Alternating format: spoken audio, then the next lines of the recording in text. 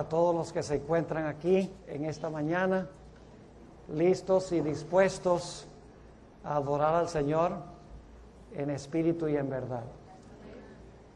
Esta mañana vamos a estudiar un tema supremamente solemne, pero antes de trazar la palabra del Señor, queremos pedir su bendición especial.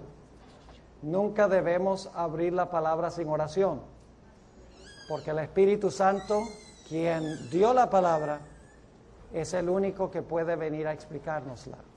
Así que les invito a que junto conmigo inclinen sus rostros y vamos a elevar una oración a nuestro Dios. Nuestro Padre y nuestro Dios, qué gran privilegio tenemos al venir a este lugar para tributarte la honra y la gloria que tú te mereces. Y también para escuchar tu voz hablándonos a través del estudio de tu santa palabra. Padre, en esta mañana pedimos que nos ayudes a entender la urgencia del momento en que estamos viviendo. Padre, vemos por todas partes del mundo señales de que Cristo está a las puertas. Vemos dentro de la iglesia señales de que Jesús está a las puertas. Despiértanos, Señor, de nuestro letargo, de nuestra anestesia, y ayúdanos, Señor, a cumplir la misión que tú le has encomendado a tu iglesia remanente. Y te damos gracias por escuchar nuestra oración y por acompañarnos, porque te lo pedimos en el precioso nombre de tu Hijo, Cristo Jesús. Amén. Quiero comenzar formulando un par de preguntas que van a poner el tono de lo que vamos a hablar en este culto de esta mañana. En primer lugar, quiero preguntar, ¿por qué levantó Dios a la iglesia adventista del séptimo día? ¿Cuál es nuestra misión en el mundo? ¿Y qué derecho tenemos nosotros como adventistas de existir como iglesia? ¿Qué nos distingue a nosotros de otras iglesias? Siempre que pregunto cuál es la razón por la cual Dios levantó a la iglesia, escucho la respuesta de que Jesús ha levantado a la iglesia adventista para predicar el evangelio. El problema es que todas las iglesias cristianas del mundo dicen que Dios las ha levantado para predicar el evangelio. Entonces tenemos que formularnos la pregunta, ¿cuál evangelio? ¿Cuál es el mensaje especial, distinto, característico que Dios ha dado a la iglesia adventista que la distingue del mensaje que predican todas las demás iglesias? Ahora, la iglesia adventista tiene algunas doctrinas y prácticas peculiares. Por ejemplo, nosotros guardamos el sábado, pero no somos los únicos que guardamos el sábado. Hay iglesias no adventistas que también guardan el sábado. Nosotros los adventistas creemos que los muertos nada saben. No somos los únicos. Los testigos de Jehová también creen que los muertos nada saben. Los adventistas creemos que debemos cuidar nuestros cuerpos y practicar los principios de la salud. No somos los únicos. Los mormones son muy cuidadosos con sus hábitos de salud. Enfatizan que no debemos fumar y que no debemos beber y que debemos tener cuidado con nuestro cuerpo. La iglesia adventista enseña que nosotros debemos guardar la ley de Dios, pero no somos la única iglesia que enseña que debemos respetar la ley de Dios. Es decir, aún muchas de nuestras doctrinas características especiales son compartidas por otras iglesias. Pero hay una doctrina de la Iglesia Adventista que es única en su género. Una doctrina que no enseña ninguna otra iglesia. Y esa doctrina es la doctrina del santuario, como nosotros entendemos el santuario. Y junto con la doctrina del santuario, encontramos los mensajes de los 3 ángeles de Apocalipsis, el capítulo 14. En realidad no predicamos el santuario y los mensajes de los 3 ángeles, porque vamos a encontrar en nuestro estudio de esta mañana que los mensajes de los 3 ángeles en realidad son una exposición del mensaje del santuario. Ahora quisiera mencionar al comenzar nuestro estudio que el santuario tenía 4 lugares claves.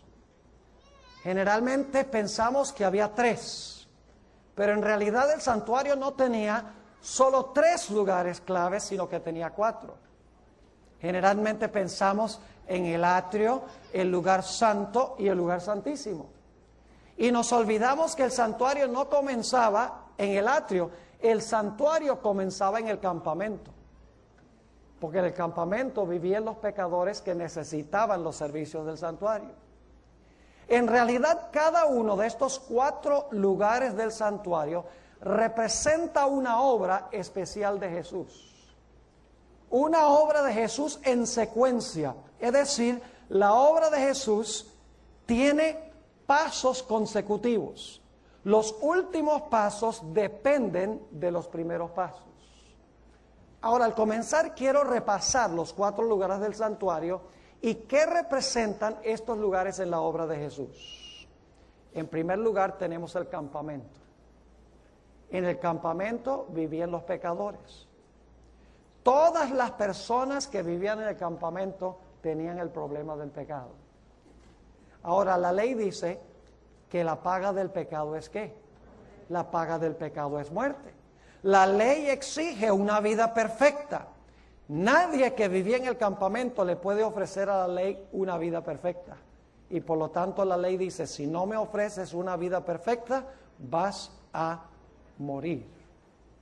Por lo tanto, nosotros necesitamos a alguien que viniera a habitar entre nosotros, como dice en Juan 1 y el versículo 14, aquel verbo se hizo carne y habitó entre nosotros. Una mejor traducción sería, puso o armó su carpa con nosotros. Es decir, Jesús vino a acampar con nosotros con un fin muy especial.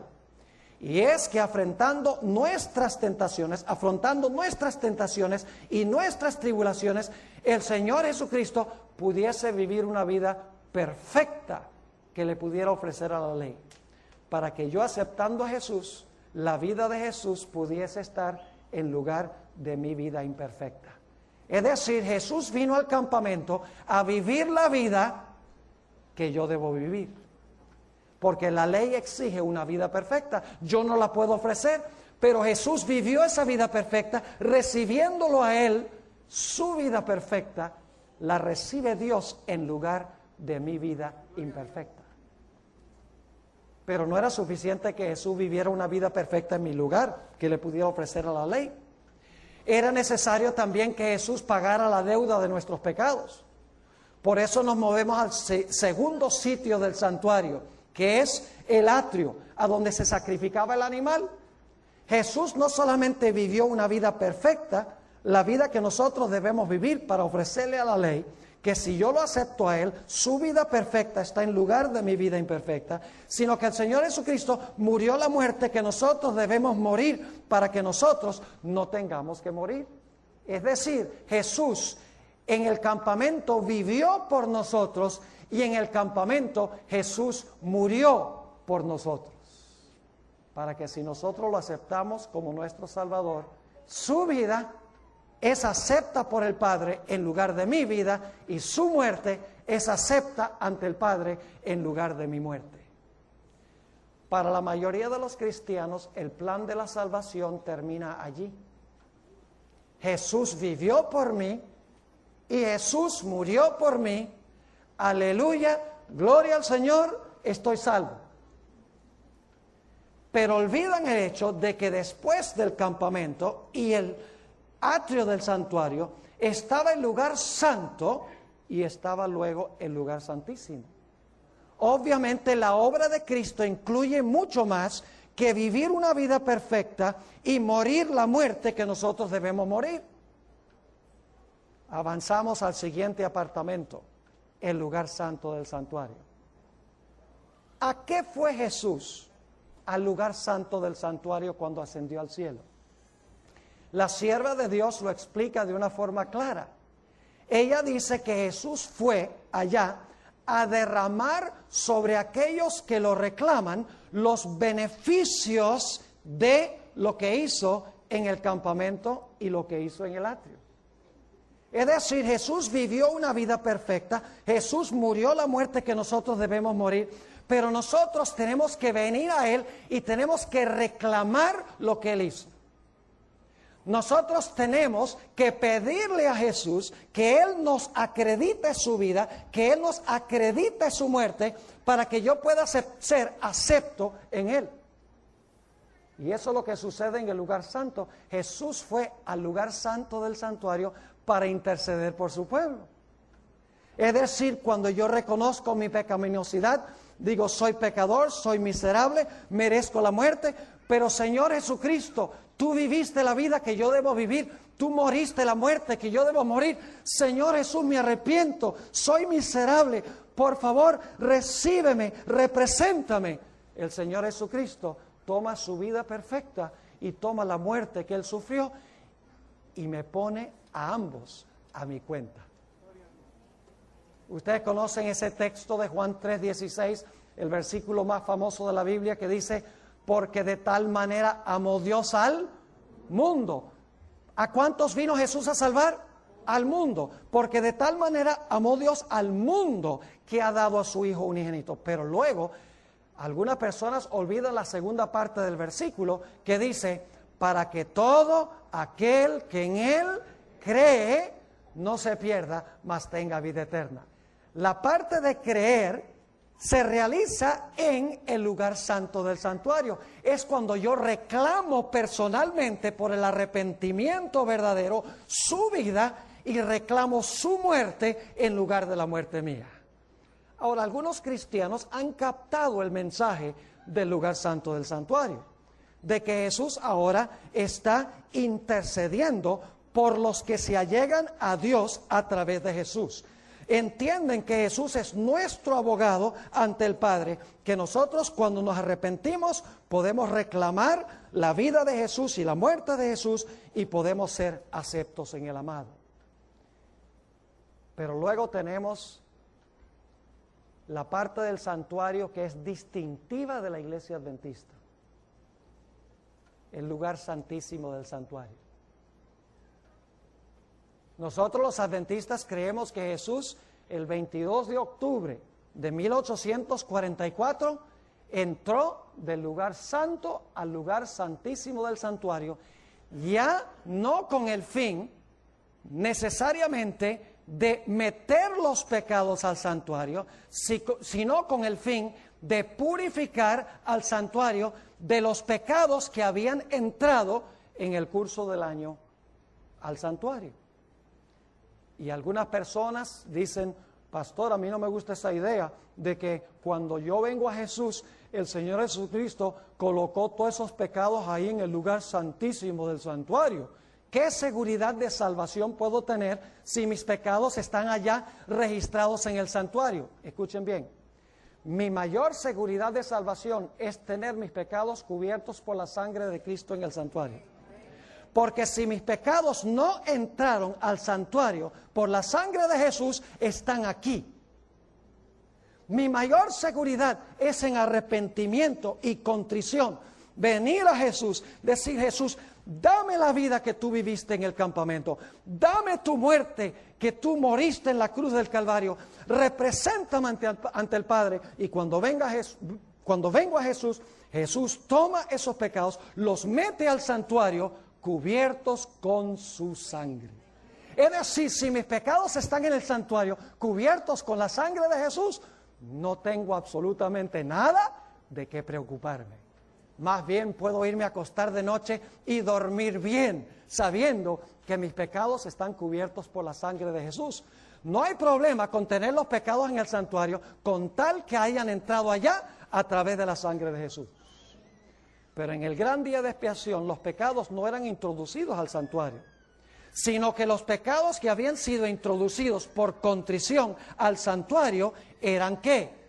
Eran sacados, o el santuario era purificado una vez al año, al final del año, que representa la obra de Cristo desde el año 1844 en adelante. Y algunos dicen, pero Pastor Bor, ¿por qué el Señor Jesucristo, después de haber metido esos pecados allá a través de su sangre, por qué razón Él tiene ahora que examinar los casos de las personas para entonces tomar esos pecados y borrarlos del santuario? ¿Saben por qué razón? El propósito del juicio investigador o del juicio antes de la segunda venida de Jesús es revelar ante el universo quién en verdad se arrepintió del pecado y en verdad, con sinceridad de corazón, reclamó a Cristo Jesús como Salvador y Señor. Yo pregunto, ¿hay muchos cristianos que aparentan ser cristianos que en realidad no lo son? Claro que sí. El Señor Jesucristo habló de algunos de ellos cuando declaró, no todo el que me dice, Señor, Señor, entrará en el reino de los cielos, mas el que hiciere la voluntad de mi Padre. Muchos me dirán en aquel día, Señor, Señor. ¿Eran cristianos, sí o no? ¿Profesaban ser cristianos? ¿Cómo no? Señor, Señor, ¿no hicimos milagros en tu nombre? Señor, Señor, ¿no echamos demonios en tu nombre? Señor, Señor, ¿no profetizamos en tu nombre? Y Jesús va a decir, claro, ustedes tenían mi nombre, ustedes son míos. ¿Así es? No. ¿Qué dice Jesús? Apartaos de mí, no os conozco, apartaos de mí, obradores de maldad. Es decir, que hay cristianos que aunque reclamaron a Jesús como su Salvador, en realidad no estaban verdaderamente arrepentidos de sus pecados. Y el propósito del juicio es revelar quién en verdad recibió a Jesús como Salvador y Señor de su vida y quién reclamó a Jesús, pero al mismo tiempo no hizo una entrega total de su vida al Señor Jesús. Y déjeme decirles, el propósito del juicio no es condenar, el propósito del juicio es taparle la boca a Satanás. Tenemos esa maravillosa escena de Zacarías, el capítulo 3, que la hermana White dice que representa las escenas finales del juicio investigador. Ahí está Josué, representando al pueblo de Dios, vestido de harapos, vestido de trapos sucios. Y dice que a un lado de él está Satán acusándolo y diciendo, mire, está sucio, este es mío. Y entonces por el otro lado está el ángel de Jehová, que representa a Cristo Jesús, que dice, Jehová te reprenda, oh Satán, ¿no es este un tizón arrebatado del fuego? Y luego se da la orden, quítenle esas vestiduras viles y vístanlo con vestiduras de gala. Eso es lo que quiere hacer Jesús. El propósito por el cual Dios abre los registros de su pueblo antes de la segunda venida es porque Satanás dice, el pastor Bor, el diablo también lleva sus registros. Dice el pastor Bor, hizo esto, tal día, tal hora, tal lugar. Hizo esto y aquello y lo otro y lo otro. Por lo tanto, como él es pecador, es mío. El Señor Jesucristo no niega todos esos pecados que el pastor Bor cometió. Pero el Señor Jesucristo dice a Satanás, oye, pero se te olvidó un detallito. Y el diablo dice, ¿y qué detalle se me olvidó? Se te olvidó el detallito de que el pastor Bor se arrepintió de esos pecados, confesó esos pecados, yo lo representé como su sacerdote, los pecados entraron al santuario a través de la sangre, el arrepentimiento, esos pecados fueron perdonados y cubiertos por la sangre, y por lo tanto, como entraron al santuario por la sangre, serán purificados del santuario también por la misma sangre. El propósito de Dios es, en el juicio, es taparle la boca a Satanás y mostrar al universo que Dios tiene derecho de llevar a sus fieles al cielo y que hubo algunas personas que profesaron a Jesús, pero que en realidad sus vidas negaban su profesión. Y por si acaso alguno no cree que se puede revocar el caso de alguien. Ustedes recuerdan la parábola de los dos deudores, ¿verdad que sí? Había uno que debía una suma inmensa, 10,000 talentos. Nunca en su vida podría haber pagado esa deuda. Y él dijo, no, le dijo al amo, mira, yo trabajo y yo te pago esa deuda. Y el amo dice, tú no me puedes pagar esa deuda nunca. Te tomarían miles de años en pagar esa deuda. Y ustedes saben qué fue lo que pasó, clamó, lloró, y el amo hizo lo que menos esperaba. Le dijo, no, ni siquiera tienes que pagarlo, perdonado, todo. Ah, gloria a Dios. ¿Ustedes creen que él estaba contento de haber sido perdonado? Claro que sí. Yo pregunto, su confesión, porque él había robado en realidad a su amo, por eso le estaba rindiendo cuenta. ¿Ustedes creen que este individuo en realidad estaba arrepentido y triste por lo que había hecho? Claro que no. Porque la Biblia dice que luego salió a la calle y se encontró a un individuo que le debía 100 denarios. Ahora, esa era una suma considerable. Se necesitaban trabajar más o menos 100 días, porque el salario era un denario por día, para pagar esa deuda, pero era una deuda pagable. Y el individuo, quien le debía esos 100 denarios, dice, ay, lo mismo, por favor, no me perdones la deuda, yo trabajo y yo te pago la deuda. ¿Y qué hizo? El que había sido perdonado, grande, ¿qué hizo?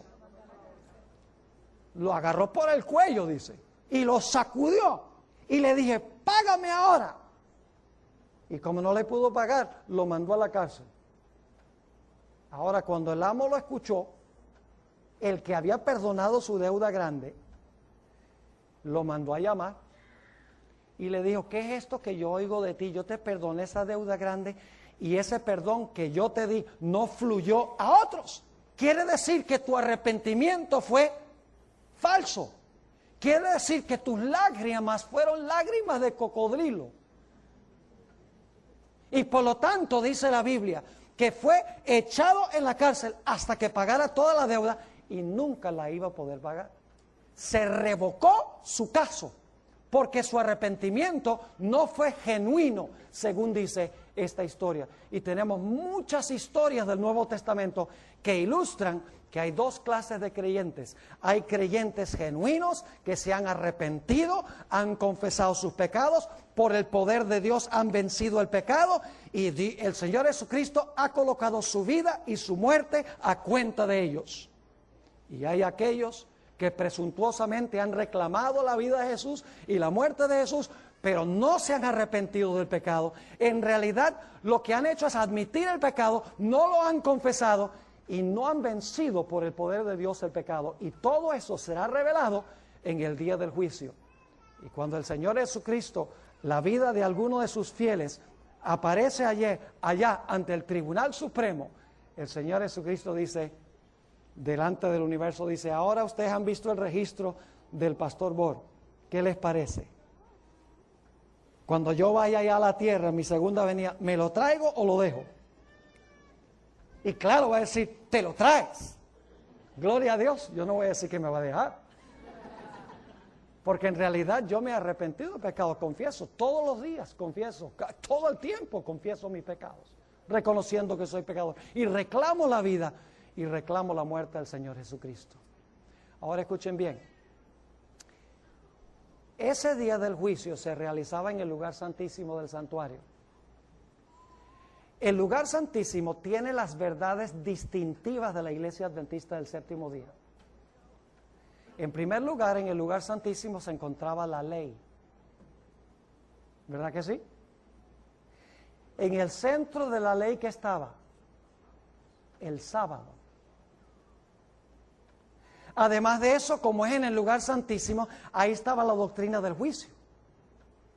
Y escuchen bien, la doctrina del juicio conlleva la idea del estado de los muertos. Y ustedes dicen, ¿cómo conlleva la idea del estado de los muertos? Escuchen bien. Si el juicio comenzó el 22 de octubre de 1844, con los que primero vivieron en la tierra, terminando finalmente con los vivos, entonces nadie puede haberse ido al cielo ni al infierno cuando se murieron. Porque Dios no iba a llevar a la gente al cielo o iba a mandarlos al infierno antes de que fueran juzgados. Es decir, que la doctrina del juicio enseña claramente que la persona queda muerta hasta que su nombre aparece en el juicio, se dicta la sentencia dependiendo del registro de su vida, y entonces Jesús viene para llevar a la persona al cielo o para condenarla al fuego, como dice la Sagrada Escritura. Es decir, la doctrina del juicio claramente revela que los muertos nada ¿qué?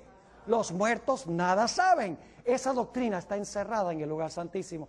Dicho sea de paso, la Reforma Pro Salud también se encuentra en el lugar santísimo. El pote de maná. ¿Recuerdan el pote de maná? ¿Por qué dio Dios originalmente maná? Para enseñarle a Israel a tener una dieta ¿qué? Sencilla, diferente que las ollas de carne, dice en la Biblia, que ellos tenían en Egipto, y las comidas ricas que ellos tenían en Egipto. Dios dio el maná para enseñar la Reforma Pro Salud. Es decir, todas las verdades distintivas, especiales, la ley, el sábado, el estado de los muertos, la Reforma Pro Salud, el juicio, todas esas doctrinas se hallan centradas en el lugar santísimo del santuario. Y son las doctrinas que el mundo cristiano no quiere aceptar. ¿Qué dice el mundo cristiano? La ley fue clavada en la cruz. La ley era para los judíos. No estamos bajo la letra, sino que estamos bajo el espíritu. ¿Qué dicen del sábado? El sábado no hay que guardarlo, porque el sábado era de los judíos. El sábado era un yugo de servidumbre. ¿Qué dice el mundo cristiano en cuanto al juicio? ¿Para qué necesitas un juicio? Si el Señor Jesucristo todo lo hizo en la cruz. ¿Qué dice el mundo cristiano en cuanto al estado de los muertos? Dicen, si tú te mueres y fuiste bueno, aceptaste a Jesús, te vas directamente al cielo. Y si fuiste malo, te vas directamente al infierno. Y enseñan que el infierno arde por los siglos de los siglos, sin fin.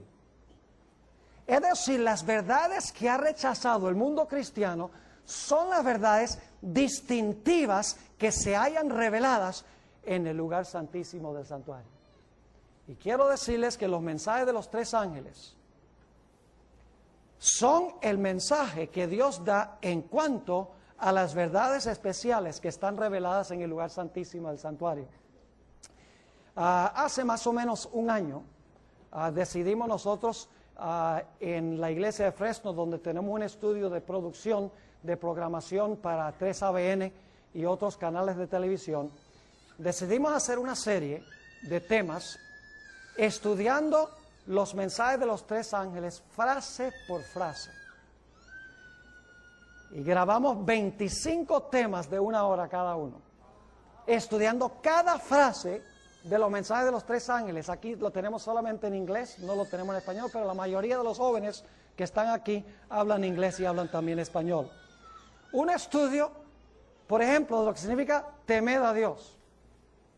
Otro sobre lo que significa darle gloria. 2 temas sobre la hora de su juicio ha llegado. 2 temas sobre adorar al Creador. Un tema sobre la fornicación de Babilonia. Otro sobre qué es Babilonia. Otro sobre el vino de Babilonia. Tomando los mensajes de los tres ángeles, frase por frase. Y cuando yo hice esa serie, yo me quedé maravillado de cómo los mensajes de los tres ángeles son sencillamente una exposición y una ampliación del mensaje del lugar santísimo del santuario. Es decir, los mensajes de los tres ángeles es una proclamación en la tierra del contenido especial que hay en el lugar santísimo del santuario. Vamos rápidamente a Apocalipsis, el capítulo 14, y lógicamente voy a sintetizar ahora 25 temas en uno. Digo, no en uno, sino en medio tema, porque no nos queda sino la mitad del tiempo. Apocalipsis 14, y noten el versículo 6. Solamente voy a esbozar algunos puntos.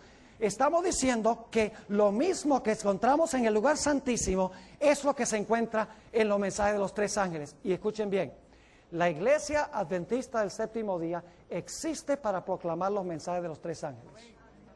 Si nosotros estamos sencillamente predicando lo que están predicando otras iglesias, mejor cerramos nuestras puertas y nos unimos con ellos a predicar el evangelio que ellos predican. Lo que nos hace un pueblo peculiar y especial es el mensaje del lugar santísimo que se haya expuesto y ampliado en los mensajes de los tres ángeles. Fíjense lo que dice Apocalipsis 14 y el versículo 6. Vi volar por en medio del cielo a otro ángel que tenía el evangelio eterno para predicarlo a los moradores de la tierra, a toda nación, tribu, lengua y pueblo. ¿Y saben lo que hacen muchos adventistas? Paran ahí. Dice, nuestra misión es ir al mundo y predicar el evangelio a todas las naciones. Y yo digo, claro que sí, pero hay que seguir leyendo, porque el evangelio exige. El evangelio salva, sí, Cristo vivió la vida que nosotros debemos vivir, murió la muerte que nosotros debemos morir. Sí, Jesús nos representa ante el Padre cuando nosotros reclamamos lo que Él hizo, nos lo pone a nuestra cuenta. Todo es cierto, todo eso es verdad. Pero aquellos que han recibido a Jesús, que han recibido el evangelio y que proclaman el evangelio, tienen ciertas obligaciones que hace el evangelio sobre ellos. Escuchen lo que sigue diciendo en el versículo 7. Son imperativos. 4 imperativos.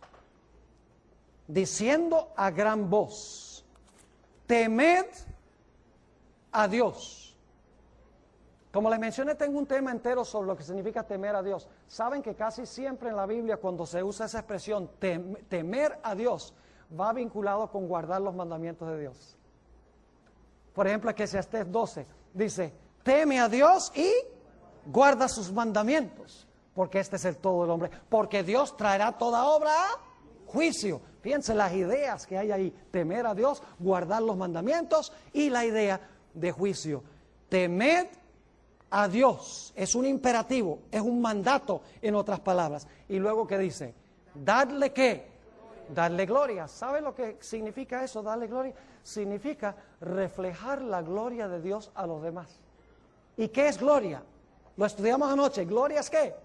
El carácter. Es revelar el carácter de Dios al mundo.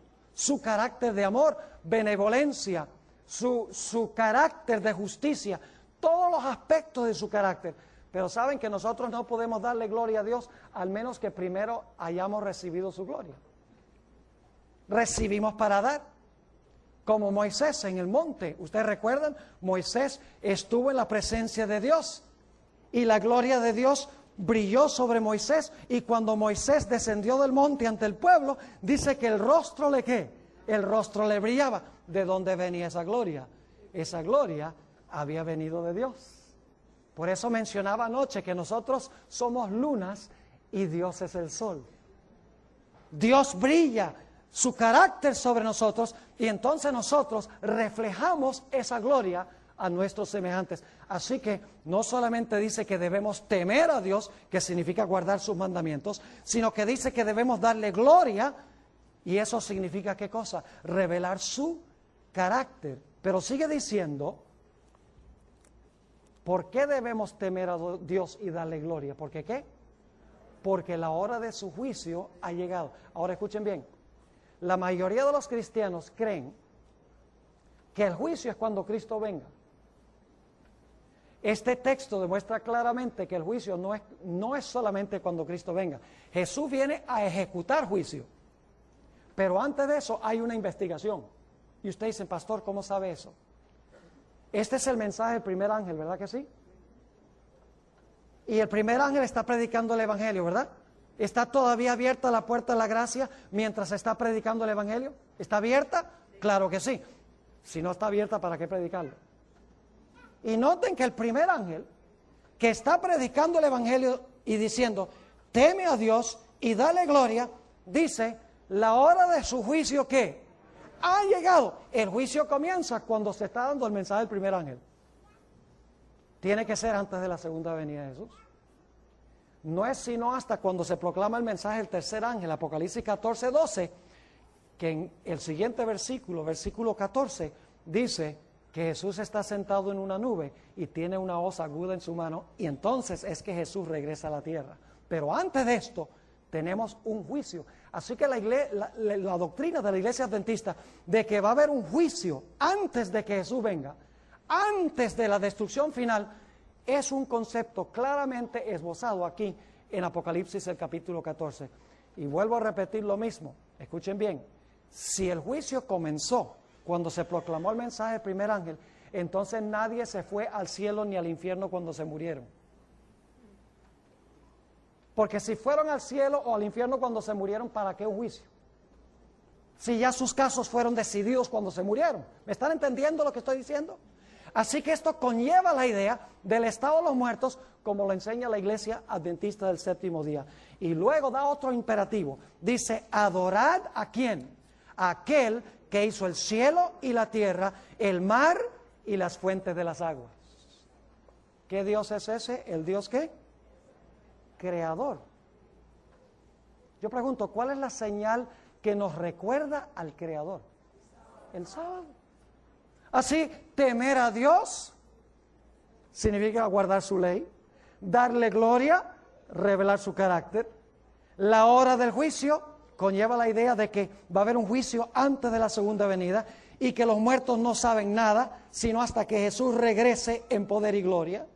Conlleva también la idea de guardar ¿qué cosa? De guardar el santo sábado. Yo pregunto, ¿son esas las doctrinas que se encuentran reveladas en el lugar santísimo del santuario? Claro que sí.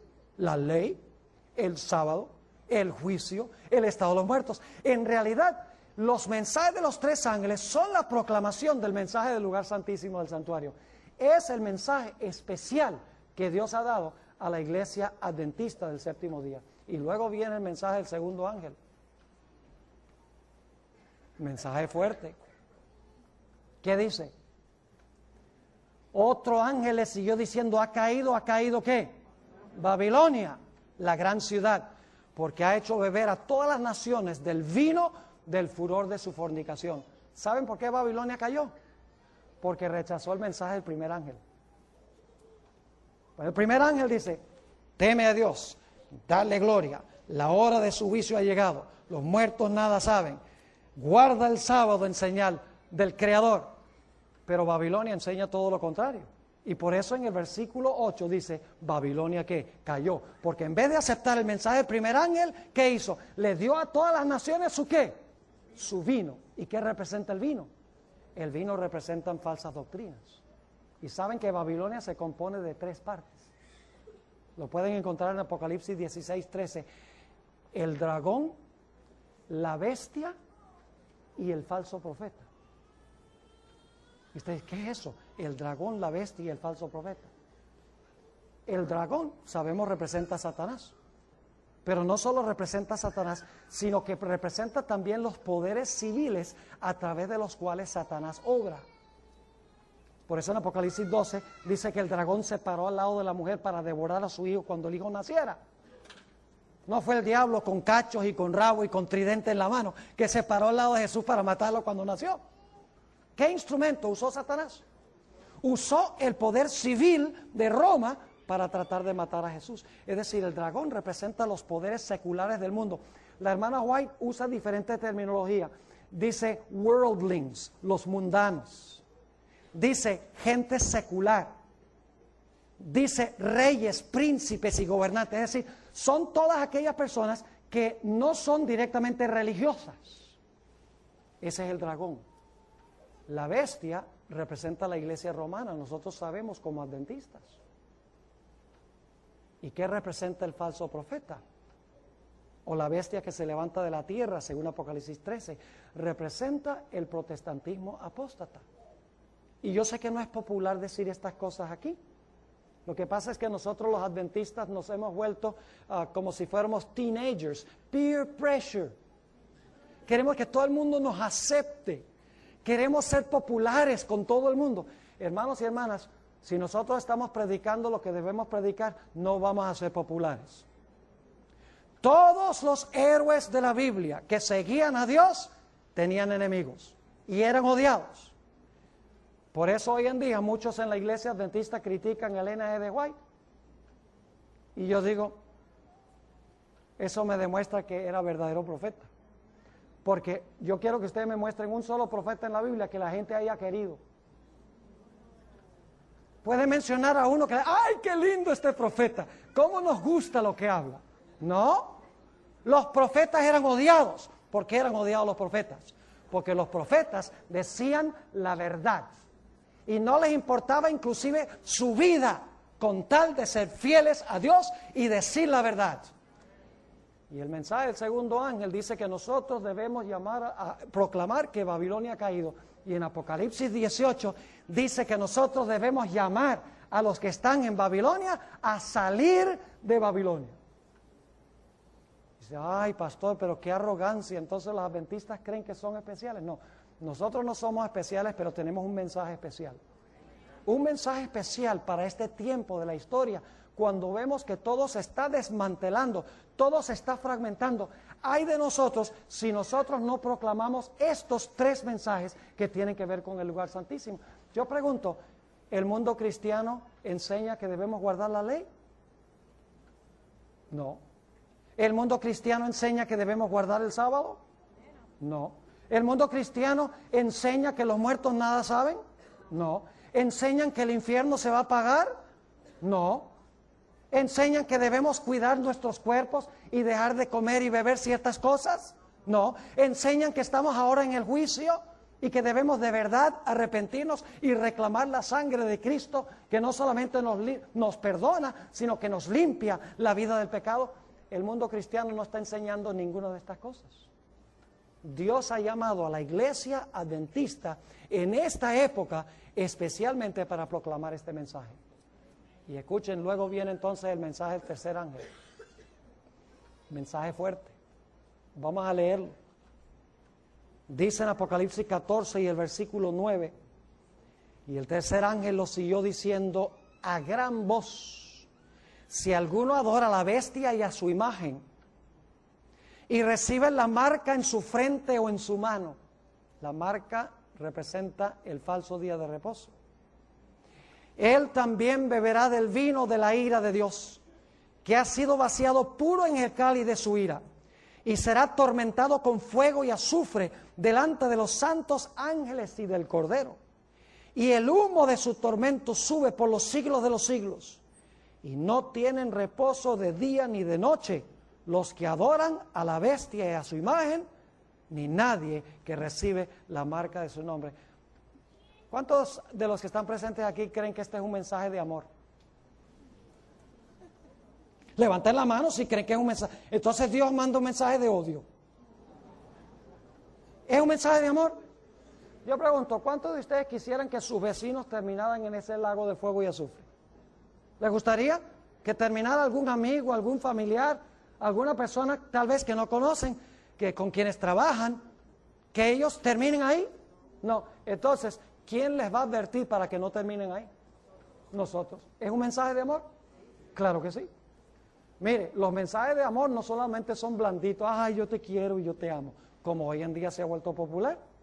Un mensaje de amor dice la verdad, por salvar a alguien de la muerte. Por ejemplo, si usted le dice a su hijo, mira hijo, ten cuidado cuando vayas a cruzar la calle, porque si no miras para los dos lados, estás en medio de la calle y viene un camión y te pega y te destortilla y te estripa. Y dice, ay, no me traumatice al niño. ¿Cómo le va a decir eso al niño? ¿Por qué el padre le dice eso al niño? ¿Por qué le hace esa advertencia fuerte? Porque quiere salvar la vida del niño. De la misma manera, este mensaje fuerte contra la bestia y su imagen, y recibir la marca, y proclama el sello de Dios también, que es el lado opuesto de la marca de la bestia, no por odio, sino por qué, sino por amor. Lamentablemente, mis hermanos y hermanas, nosotros nos hemos extraviado de nuestra misión, nos hemos extraviado de nuestro mensaje. Yo represento un ministerio global. Lo comenzamos hace 8 años, se llama Secrets Unsealed. Recibimos correos electrónicos, cartas, llamadas de todas partes del mundo, literalmente, hasta de Arabia Saudita, de Kuwait, de Irak, de los países que uno menos se imaginaría que estarían viendo por internet y comunicándose con nosotros. Y quiero decirles que una de las grandes preocupaciones que tiene la gente es cómo nosotros como iglesia hemos perdido nuestro sentido de la misión especial que Dios ha dado a esta iglesia.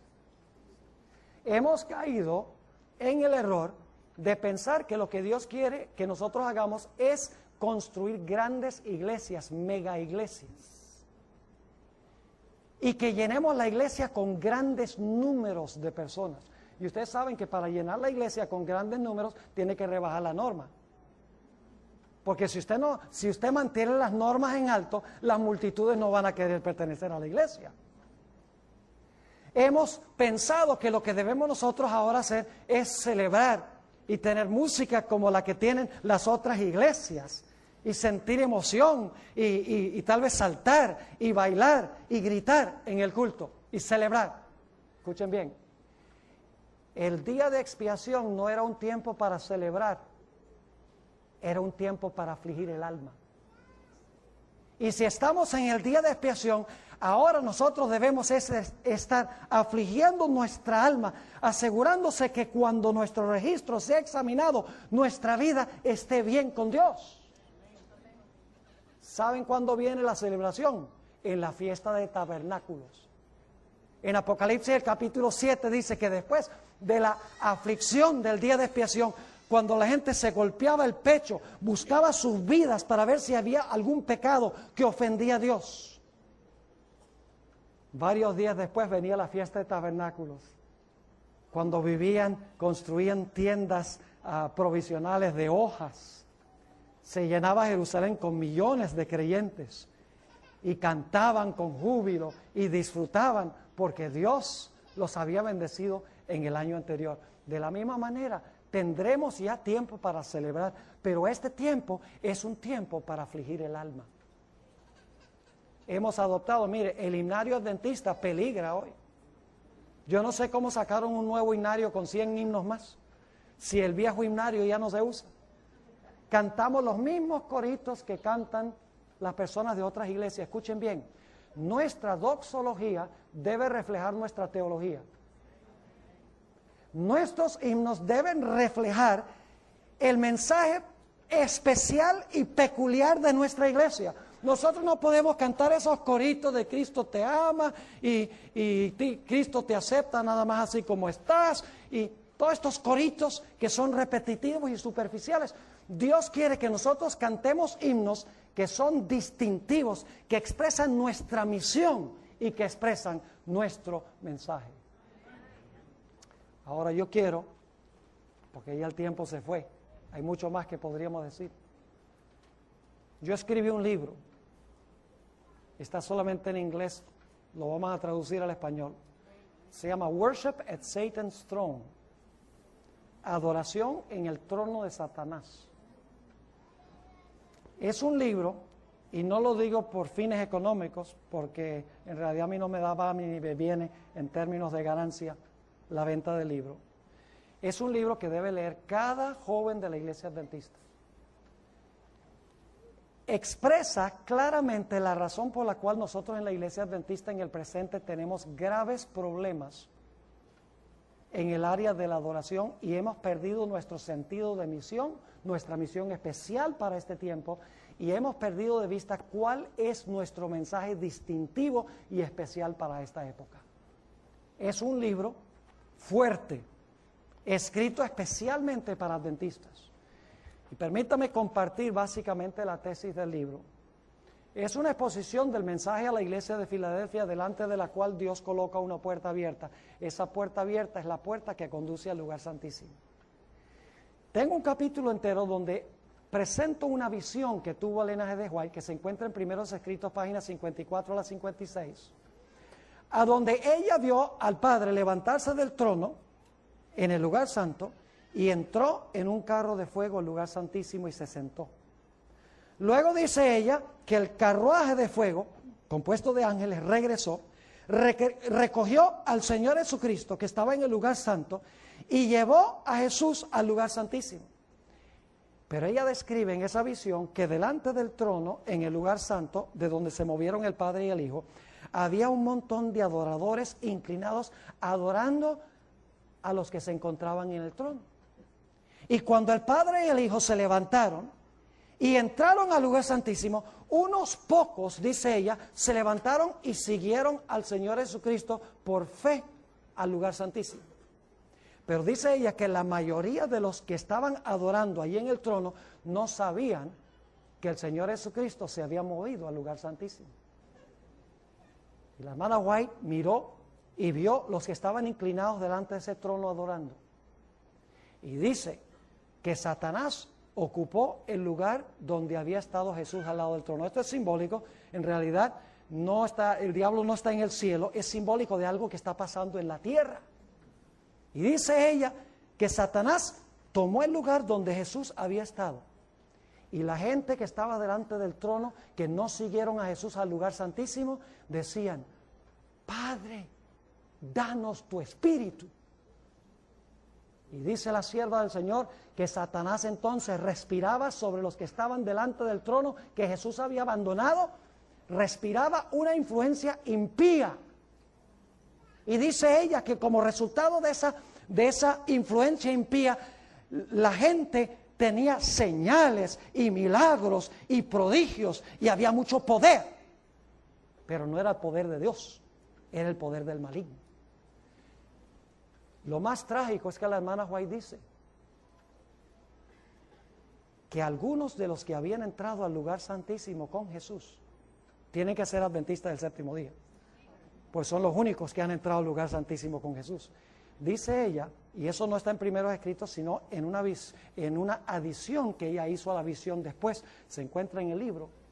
Ella dice que muchos de los que entraron al lugar santísimo con Jesús, luego dieron media vuelta y se fueron otra vez al lugar santo y se inclinaron con los que estaban adorando delante del trono. Y decían: Padre, danos tu espíritu.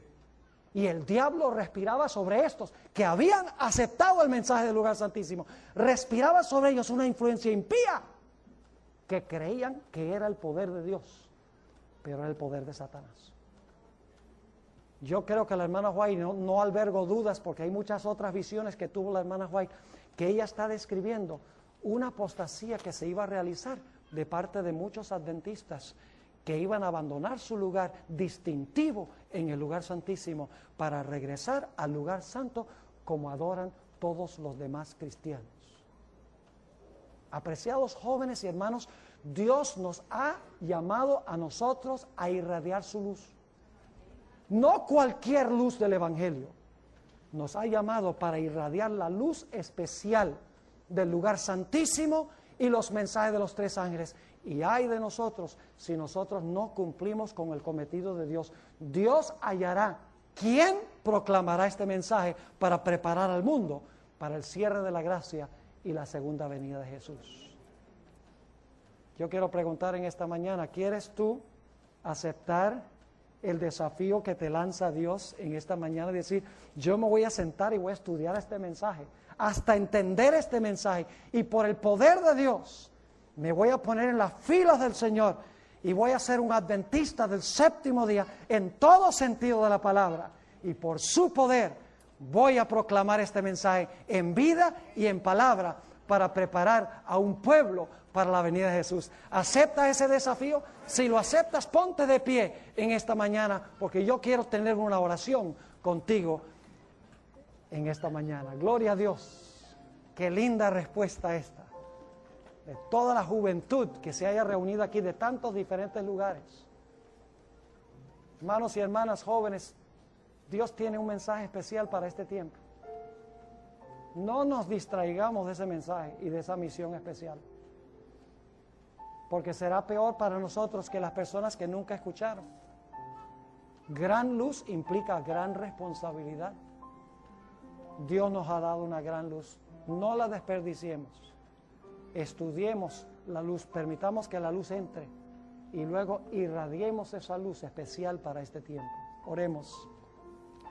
Padre Celestial, gracias te damos por habernos llamado para una época tan especial como esta.